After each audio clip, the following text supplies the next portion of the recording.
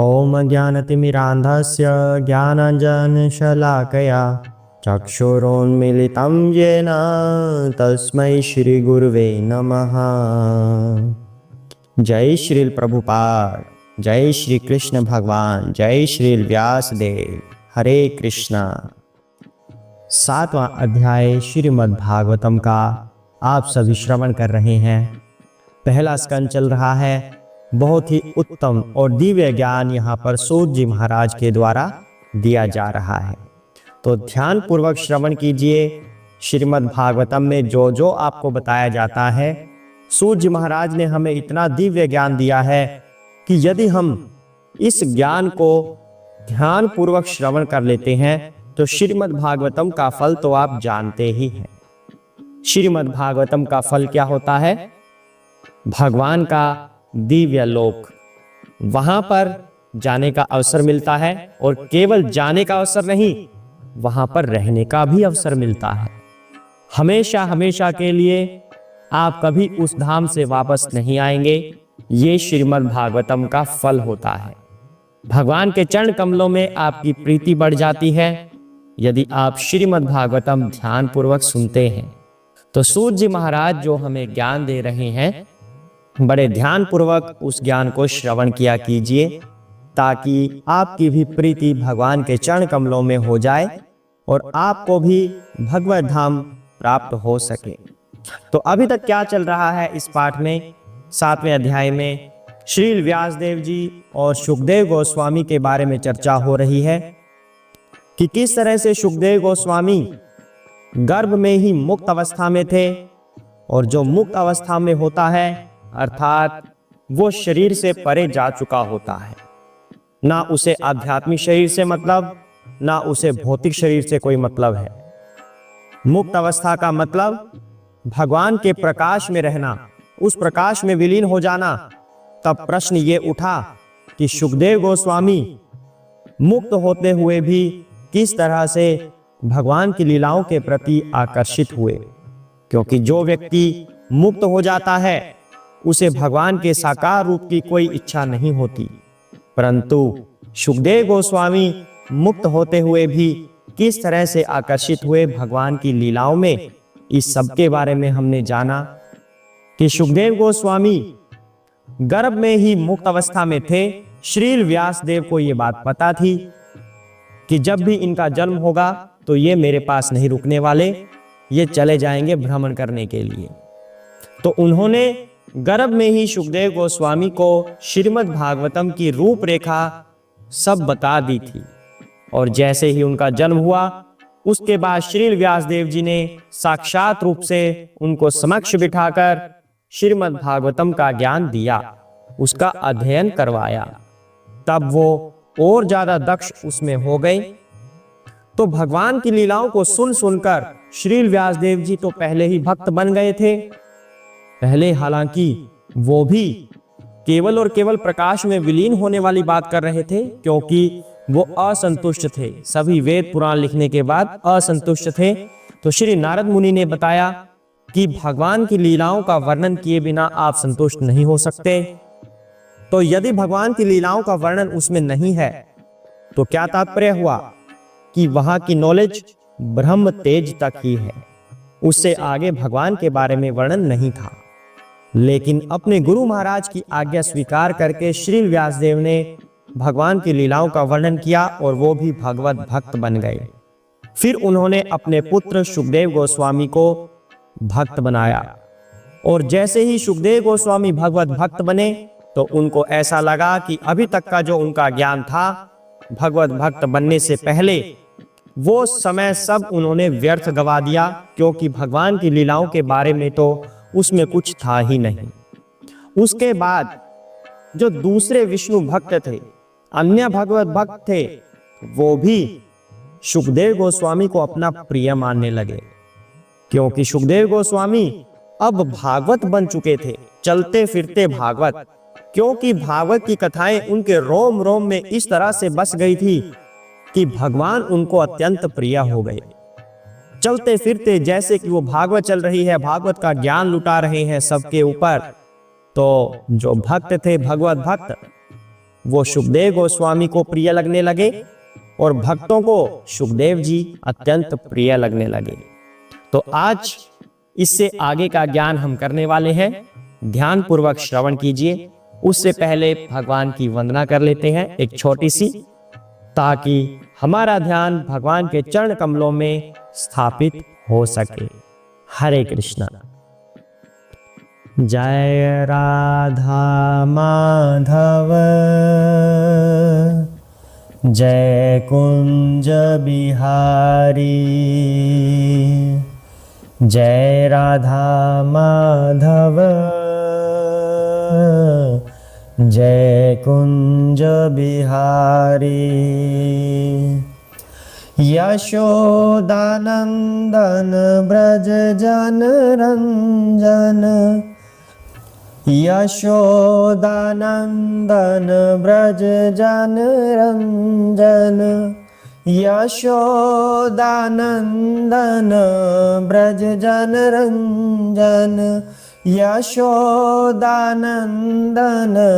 ब्रज जन रंजन। यमुना तीर वनचारी, जय राधा माधव जय कुंज बिहारी, जय राधा माधव जय कुंज बिहारी। हरे कृष्णा कृष्णा कृष्णा हरे हरे, हरे राम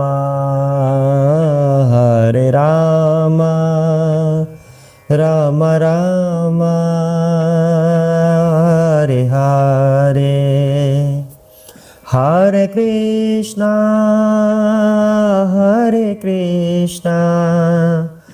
कृष्णा कृष्णा हरे हरे, हरे राम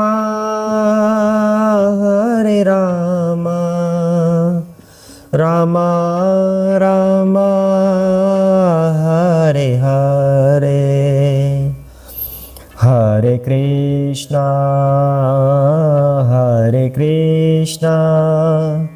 कृष्णा कृष्णा हरे हरे, हरे राम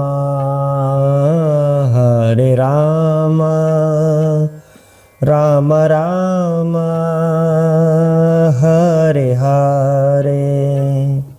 हरे कृष्णा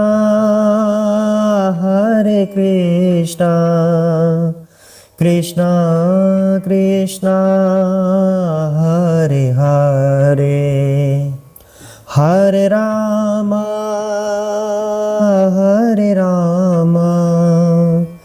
राम राम हरे हरे। हरे कृष्णा कृष्णा कृष्णा हरे हरे, हरे राम राम राम हरे हरे। हरे कृष्णा। जय श्री गणेश, जय सरस्वती माता की, जय श्री व्यासदेव, जय सुखदेव गोस्वामी की, जय हो चैतन्य महाप्रभु की, जय श्री प्रभुपाद की, श्री शंकर भोलेनाथ पार्वती माता की जय हो।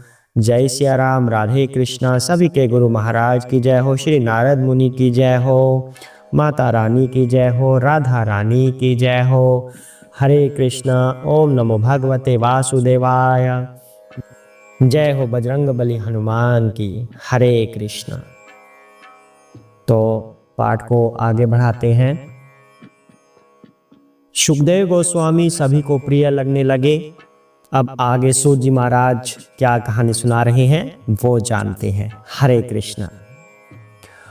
परीक्षितः अथ राजर्षे जन्म कर्म विलापनाम संस्थां च पाण्डुपुत्राणां वक्ष्ये कृष्ण कथा उदयाम। हरे कृष्ण। श्रील सूत गोस्वामी ने शौनक आदि ऋषियों को इस प्रकार संबोधित किया। अब मैं भगवान श्री कृष्ण की दिव्य कथा तथा राजर्षि परीक्षित महाराज के जन्म, कार्यकलाप तथा मोक्ष विषयक वार्ताएं एवं पांडुपुत्रों द्वारा गृहस्थ आश्रम के त्याग की कथाएं कहने जा रहा हूं। हरे कृष्ण। गुरु महाराज यहां पर बता रहे हैं, श्री कृष्ण भगवान अपने बच्चों पर, पतित आत्माओं पर इतने दयालु हैं कि उनके बीच में स्वयं अवतरित होते हैं और उनके बीच में अवतरित होकर विभिन्न तरह की लीलाएं भी करते हैं। कोई भी ऐतिहासिक तथ्य जिसका संबंध भगवान श्री कृष्ण से नहीं है, वह केवल कहानियां ही हैं, वह केवल इतिहास है, वह दिव्य नहीं हो सकता। जैसे कि पुराण लिखे गए, महाभारत लिखी गई, यदि उसके केंद्र बिंदु भगवान ना होते तब वो केवल ऐतिहासिक कहानियां ही होती। लेकिन भगवान तो यहाँ पर केंद्र बिंदु है। ऐसा नहीं कि केवल भगवान उसमें सम्मिलित हैं, वरन भगवान उसमें केंद्र बिंदु भी है। इसलिए ये कथाएं, ये महाभारत, ये पुराण, ये सभी दिव्य है। इसलिए चैतन्य महाप्रभु ने श्रीमद् भागवतम की संस्तुति एक निर्मल पुराण के रूप में की है, क्योंकि इसके केंद्र बिंदु स्वयं भगवान श्री कृष्ण है।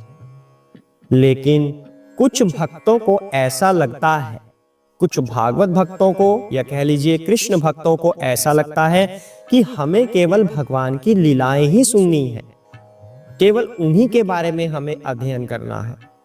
तो फिर वो करते क्या हैं? इसके लिए वो भागवतम के पहले 9 स्कंद सुनते नहीं हैं। 9 स्कंदों को स्किप करके वो केवल 10वें स्कंद पर चले जाते हैं, क्योंकि 10वें स्कंद में भगवान की लीलाओं का वर्णन किया हुआ है। वो केवल भगवान की लीलाओं का ही आस्वादन लेना चाहते हैं।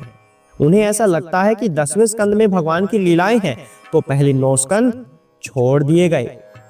और गुरु महाराज यहां पर कह रहे हैं, पूरी की पूरी भागवतम श्री कृष्ण से संबंधित है।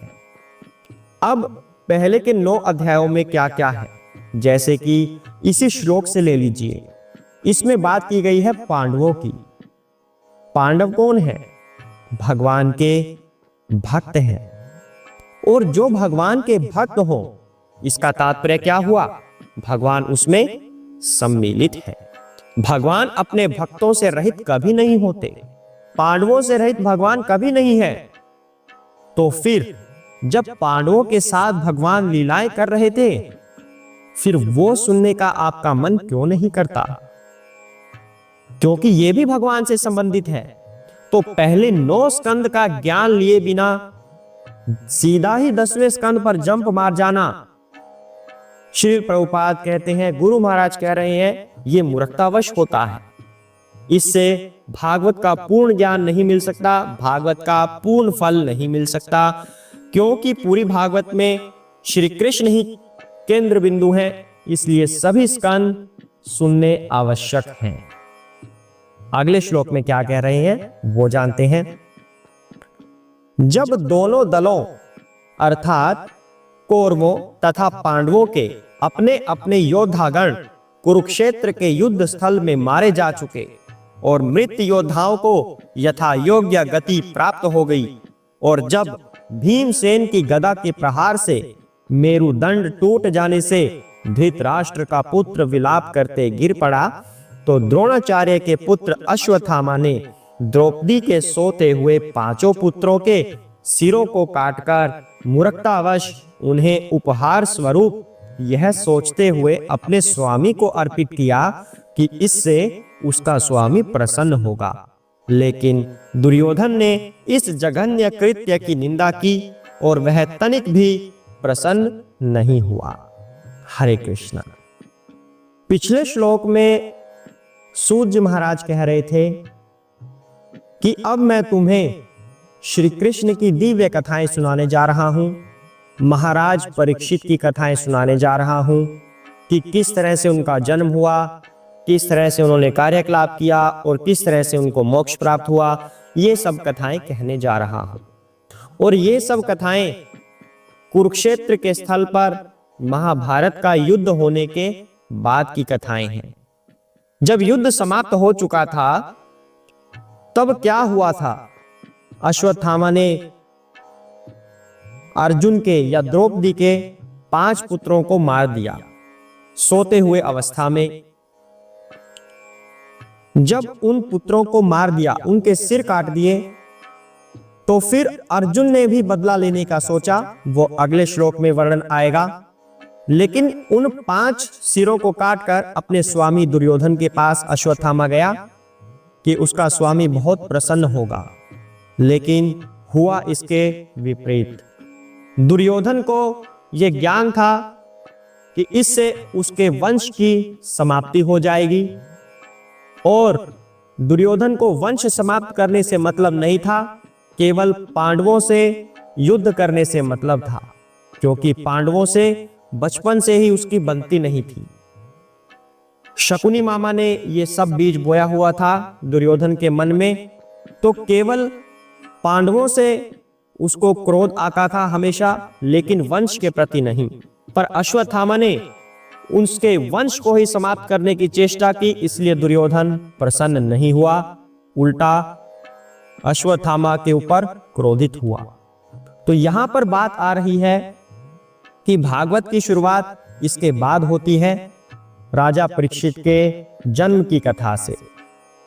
तो श्रीमद् भगवत गीता और श्रीमद् भागवतम दोनों ही दिव्य कथाएं हैं, क्योंकि ये दोनों ही कृष्ण कथाएं हैं। श्रीमद् भगवत गीता में भगवान कृष्ण बोलते हैं, अर्थात यह गीत है जो कृष्ण ने गाया है। और श्रीमद् भागवतम कृष्ण के विषय में कही गई है, अर्थात दोनों ही दिव्य कथाएं हैं, क्योंकि ये कृष्ण कथाएं हैं। और श्री चैतन्य महाप्रभु हमेशा ये चाहते थे कि कृष्ण कथाओं का वर्णन हो, अपने ही भारत में नहीं बल्कि संपूर्ण विश्व में हो। पहले जो लोग भारत में जन्मे हैं वो इन कथाओं को गंभीरता पूर्वक श्रवण करें, अध्ययन करें, और फिर देश विदेश में इस संदेश का प्रचार करें और सबको भक्त बनाएं। श्री चैतन्य महाप्रभु और भगवान कृष्ण में कोई भेद नहीं है, चैतन्य महाप्रभु स्वयं कृष्ण ही हैं। तो फिर जो उनका मंतव्य है भगवान कृष्ण का और चैतन्य महाप्रभु का, उसमें भी भेद नहीं है। यदि चैतन्य महाप्रभु की यह इच्छा थी कि कृष्ण का प्रचार देश विदेश में होना चाहिए, इसका तात्पर्य है भगवान कृष्ण की यह इच्छा है। तो हमें भगवान कृष्ण की इच्छा पर हमेशा कार्य करना है, स्वयं भी भगवान का नाम जपना है और दूसरों को भी इसके लिए प्रेरित करना है। आज के लिए यहीं तक करेंगे। अब श्रीमद् भागवतम की शुरुआत हो गई है परीक्षित महाराज के जन्म से, और परीक्षित महाराज का जन्म आगे आने वाला है कि किस तरह से होगा।